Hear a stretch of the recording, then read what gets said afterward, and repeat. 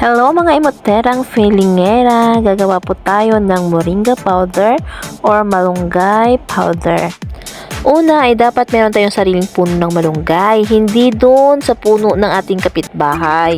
Nakakahiya naman kung lagi tayo hingi ng malunggay. O, diba guys? At saka, syempre, para magkaroon ka ng puno ay magtanim ka muna ng malunggay.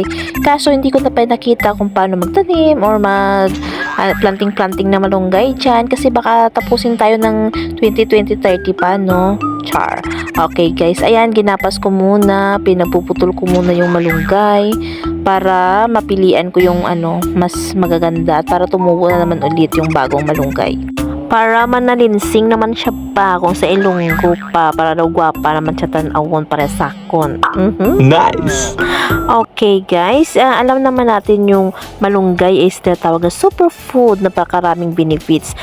Nilagay ko po doon sa unahan, basahin nyo na lang po kung ano yung mga benefits na makukuha natin sa malunggay. Ayan guys, inisa-isa ko na pinipili ko yung mga walang damage, walang mga butas-butas na dahon, yung mga magaganda talaga, yung mga green-green na talaga siya. Ayan, isa-isa ko. Tapos, ayan na. Ayan, daming malunggay. Tapos, sinugasan ko na po.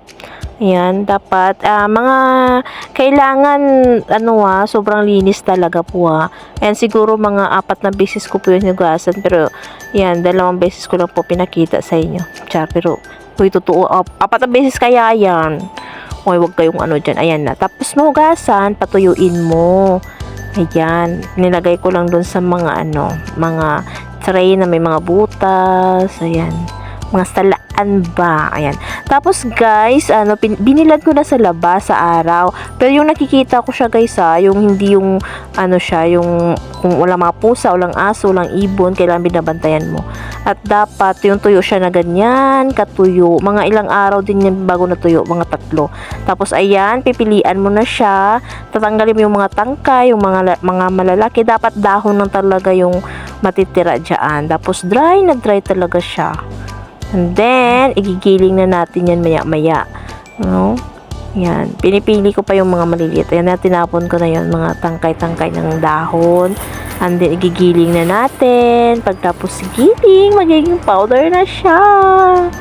Ayan, guys.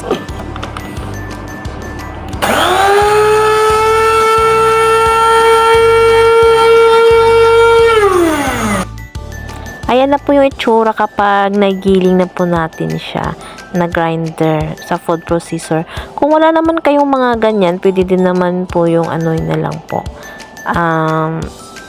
Nga yan? Durug-durugin. Pwede naman hindi pinong-pino. Ayan, guys. Ang ganda, guys. Ang dami kong nagawa. Ngayon, ipapakita ko sa inyo. 1 teaspoon lang po yan, not tablespoon, teaspoon. Ayan, lagyan natin ng green tea. At mainit na tubig. Ready to drink na yan, guys. Binababad ko muna siya ng siguro mga 3 minutes or 4 minutes bago ko siya inumin. If nagustuhan nyo ang aking video, follow for more. Thank you for watching, guys.